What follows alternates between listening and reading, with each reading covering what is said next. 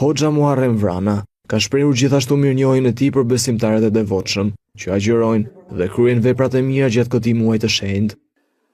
Zakonisht në muajin e Ramazanit, besimtarët shtohen, aktivizohen, marrin pjesë.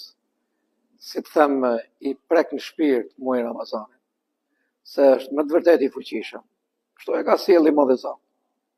Edhe njerëzit sensibilizohen vetë me një ndjenjë shpirtërore, edhe angazhohen në agjërim, në faljen e namazit natës, të ditës, në pamirësi, në veprat mira, në iftare, në syfyre, edhe ka jashtëzakonisht shumë rritje të besimtarëve.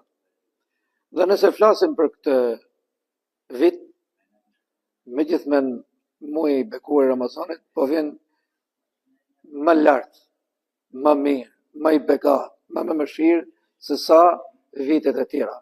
Dhe po shikoni që më shumë je mosha re.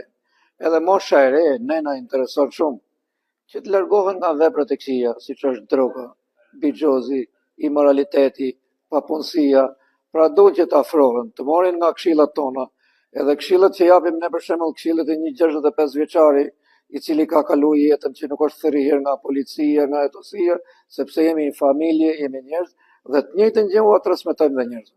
Muaji i Ramazanit është një mundësi për çdo besimtar që të forcojë lidhjet me Zotin dhe të mundohet të bëjë vepra të mira.